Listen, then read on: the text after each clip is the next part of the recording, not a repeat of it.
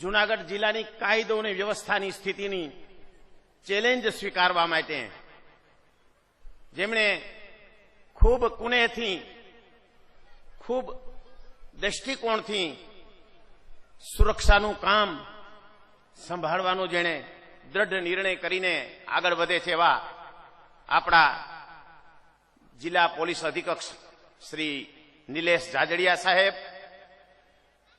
પ્રિન્સિપાલો ત્રાડા સાહેબ, ચાવડા સાહેબ, મારા આ વિસ્તારના બધા ખૂબ જાંબાજ આગેવાનો છે. એકના નામ લઈશ તો ખૂબ સમય જશે. અહીંયા ખૂબ ઉપસ્થિત એવા આગેવાનો બધા છે. મારા ભાઈ શ્રી જયેન્દ્રભાઈ છે, વીરાભાઈ છે, રાજુભાઈ ઝાટકિયા છે, ગણપતભાઈ છે, ખૂબ બધા આગેવાનો મનસુખભાઈથી માંડીને કિરણભાઈથી માંડીને ખૂબ સારા બધા અમારા મહત્વના આગેવાનો અહીંયા ઉપસ્થિત છે. સૌ મારા આગેવાનો, મારા સ્ટાફગણ, ભૂતપૂર્વ વિદ્યાર્થીઓ, વાલીગણ, મારા વહાલા વિદ્યાર્થી ભાઈ બહેનો અને યુવાન મિત્રો, 25મા વર્ષના અંત સમયમાં આ સંસ્થા જ્યારે પ્રાગરણ કરે છે ત્યારે આવા ખૂબ વિભૂતિઓ આપણી વચ્ચે આવ્યા છે. એ મારે માટે અને આ સંસ્થા માટે ખૂબ મોટી ગૌરવની વાત છે.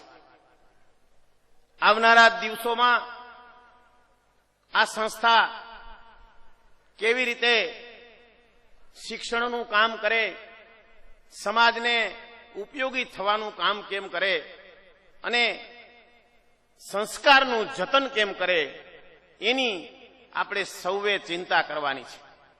શિક્ષણની અંદર એક તરફ જબરદસ્ત વ્યવસાયલક્ષી શિક્ષણ ઊભું થયું છે અને એમાં વિવિધ પ્રકારની અનેક જાતની બદીઓ જ્યારે પ્રવેશી છે ત્યારે મને કહેતા આનંદ થાય છે કે મારી આ સંસ્થામાં કોઈ કોમર્શિયલ બેઝ નથી, કોઈ એવો વેપારી દ્રષ્ટિકોણ નથી.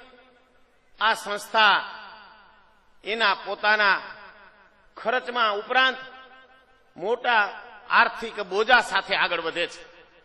એટલા માટે કે આ સંસ્થા આ વિસ્તારના પછાત લોકો માટે, ગરીબ માણસો માટે, ઘેડ વિસ્તારના ઊંડાણના ગામડાઓ માટેની આ સંસ્થા જ્યારે ઊભી કરી ત્યારે એ વિચાર સાથે સંસ્થા કરી છે.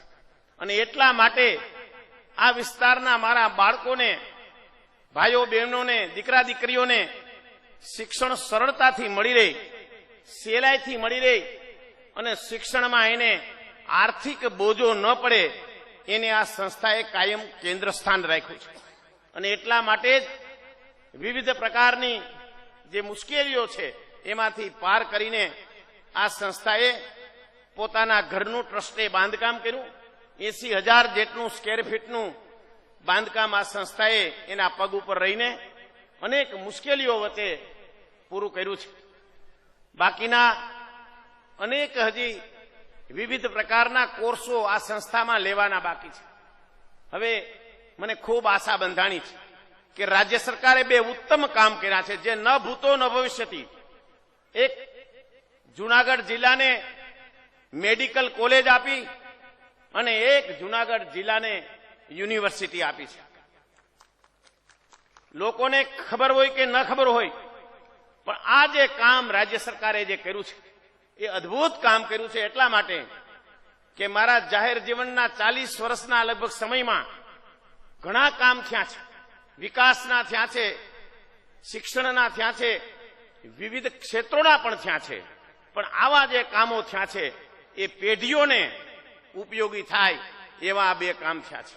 રાજ્ય સરકારને અને જે તે વખતના મુખ્યમંત્રીને ખરેખર હૃદયથી ધન્યવાદ આપવા જોઈએ આ વિસ્તારની પ્રજાએ કે આ કામ બહુ અઘરું છે, મેડિકલ કોલેજ લાવવી અને યુનિવર્સિટી લાવવી. અને સૌથી સારી વાત તો યુનિવર્સિટીમાં એક વિદ્વાન, અભ્યાસી અને તમામ પ્રકારનું સંકલન કરી શકે એવા નવા વાઇસ ચાન્સેલર ડોક્ટર મયાણી સાહેબ આપને આપ્યા છે. મને વિશ્વાસ અને શ્રદ્ધા છે કે આવનારા દિવસોમાં આ સંસ્થાને પોતાની સંસ્થા ગણીને, પોતાના ભાગની સંસ્થા ગણીને, યુનિવર્સિટીના એક જેને કહેવાય કે વિભાગની સંસ્થા ગણીને આ સંસ્થાને બરાબર રીતે પોતાનું માર્ગદર્શન આપશે, મદદ કરશે અને આ સંસ્થાની જે વિકાસ છે એમાં પોતે પોતાનું અમૂલ્ય ફાળો આપશે.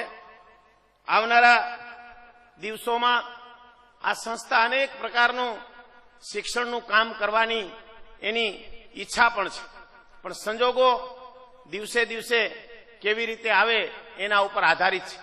આજે જ્યારે આ પ્રસંગ 4-5 વસ્તુનો અમે આવરી લીધી છે. એક તો સાંસ્કૃતિક કાર્યક્રમને 25 વર્ષ પૂરા થાય એટલે રજત પર્વ. ભૂતપૂર્વ વિદ્યાર્થીઓ અહીંયા અમારા બેઠા છે, આ સંસ્થામાં ભણેલા લગભગ 20,000 વિદ્યાર્થીઓ અહીંથી સ્નાતક બન્યા છે અને 20,000 વિદ્યાર્થીઓ અહીંથી ભણીને વિવિધ ક્ષેત્રોમાં જોવા મળે છે. જ્યાં જાઉં ત્યાં હું તમારી કોલેજનો વિદ્યાર્થી છું એવું કહે છે અને એનો મને ખૂબ આનંદ આવે. મારી અંદરથી પણ ખૂબ રાજીપો વ્યક્ત કરું છું કે આ કામ કરવાનું મને ઈશ્વરે, પરમાત્માએ માત્ર નિમિત્ત બનાવ્યું છે. આ નિર્માણ પરમાત્માએ કર્યું છે અને હંમેશા આવા કામ પરમાત્માથી થાય છે, પ્રભુ કરી શકે છે. આમાં તમે તો ક્યાંક ને ક્યાંક નિમિત્ત બનો છો. આ નિમિત્ત બનવાનો જે મને અવસર મળ્યો એટલે મારી જાતને ખૂબ હું ધન્ય સમજું છું અને અંદરથી પણ મને ખૂબ આનંદ આવે છે. જાહેર જીવનમાં અનેક ક્ષેત્રોમાં કામ કર્યું, પંચાયત ક્ષેત્રમાં કામ કર્યું, સહકારી ક્ષેત્રમાં કામ કર્યું, બધા ક્ષેત્રોમાં કામ કર્યું છે, પણ સૌથી વધુ મને જે આનંદ આવે છે એ આ શિક્ષણ ક્ષેત્રમાં કામ કરવાનો મને ખૂબ આનંદ આવે છે. એટલા માટે કે આમાં અનેક રીતે તમે લોકોને સીધા ઉપયોગી થઈ શકો છો અને શ્રેષ્ઠ વિદ્યાર્થીઓ તમે ઊભા કરી શકો, સંસ્કારી માણસો તમે અહીંથી અને માણસનું ઘડતર કરી શકો. આ માણસને ઘડતર કરવાનું એક મહત્વનું સ્થાન આ ઊભું થયું છે. આ વિસ્તારના લોકો આ સંસ્થાની ચિંતા કરે, આ વિસ્તારની પોતાની સંસ્થા ગણે. આ વિસ્તારમાં આ નજરાણું જે છે એ તમારે સૌએ સાચવવાનું છે. આવતીકાલે અમે હોઈએ કે ના હોઈએ પણ માણાવદરની પ્રજાને આ શિક્ષણ સંકુલ આ તમને હું સમર્પિત કરું છું, ભેટ ધરું છું કે આ માણાવદરની આ વિસ્તારની પ્રજા આ સંકુલનું જતન કરે, સાચવે અને સારી રીતે આનો ઉપયોગ કરે. મને વિશ્વાસ છે કે આ વિસ્તારની પ્રજા આનું સારી રીતે જતન કરશે. અહીંયા એવા આજ આપણી વચ્ચે બધા મહાનુભાવો, મુખ્ય માણસો આજે આવ્યા છે. ખરેખર તો આ સંસ્થાનું અહોભાગ્ય કહેવાય કે ડીઆઈજી સાહેબ, વાઇસ ચાન્સેલર સાહેબ, આ જિલ્લાના સમાહર્તા સાહેબ અને ડીએસપી સાહેબ, આ ચારેય લોકો જેને 5 મિનિટનો પણ સમય ન હોય પણ મને 5-5 મિનિટમાં એમણે હા પાડી દીધા છે. હું એનો જેટલો આભાર માનું એટલો ઓછો છે અને ખૂબ સહજ ભાવથી મને આ સંસ્થામાં આવવાનું આમંત્રણ સ્વીકાર્યું છે. દરેક વખતે હું કલેક્ટર સાહેબને પણ મળતો હોઉં છું. મયાણી સાહેબ તો શરૂઆતમાં જ પરિચયમાં આવ્યા અને ખૂબ એક વખત સાંભળ્યા એને જ્યારે એને ચારજ સંભાળ્યું ત્યારે અને ખૂબ અમને આનંદ આવ્યો. આલોક કુમાર પાંડે સાહેબ મોરારજીદાસ બાપુની સપ્તાહમાં બોલ્યા, તમે સૌએ જોયું હશે. એટલું બધું ભવ્ય રીતે વાત કરી કે બાપુ પોતે ખૂબ ખુશ થયા. આવા એક વિચારક સમાહર્તા, વિચારક કલેક્ટર આપણે જ્યારે આ જિલ્લાને મળ્યા છે ત્યારે આ જિલ્લાની પ્રજા ખૂબ સદભાગી છે કે આવા સરસ રીતે જે વિચારથી, પોતાની વાણીથી અને કર્મથી ને કામથી આ વિસ્તારની સેવા કરી છે. બ્રજેશ ઝા સાહેબે તો ઓલ ઇન્ડિયા લેવલે નરેન્દ્રભાઈ મુખ્યમંત્રી હતા અને સારા એ દેશમાં સુરક્ષાની જવાબદારી અનેક પડકારો વચ્ચે એમણે બજાવી છે અને એની તમને આખી અમે જે પ્રશસ્તિ પત્ર લખ્યું છે એમાં એનું અનેક પોતાનું આપણે જણાવ્યું છે, કામનું પણ જણાવ્યું છે. અનેક વિધ આવી તાકાતની સામે લડીને સુરક્ષાનું જબરદસ્ત કામ કર્યું છે. જાજડિયા સાહેબ આવીને તરત જ ખૂબ શરૂઆતથી જ જબરદસ્ત કામ ઉપાડ્યું છે. તમે સૌ જાણો છો કે અસામાજિક પ્રવૃત્તિની સામે, દારૂબંધી, બીજા નાના મોટા ગુનાઓ એની સામે પોતે જ પ્રયત્ન કરે છે અને હમણાં કેટલાય બનાવોમાં જાતે પોતે રસ લઈને એ પ્રશ્નો ઉકેલવાની પ્રયત્ન કરે છે. આપણા સૌના અને જુનાગઢ જિલ્લાની પ્રજાના ખૂબ અહોભાગ છે. હું પણ ખૂબ ધન્યતા અનુભવું છું કે હજી અહીંયા આવીને આપણે માર્ગદર્શન આપવાના છે, મદદ કરવાના છે અને આપણે ઉપયોગી સૂચનો પણ કરવાના છે.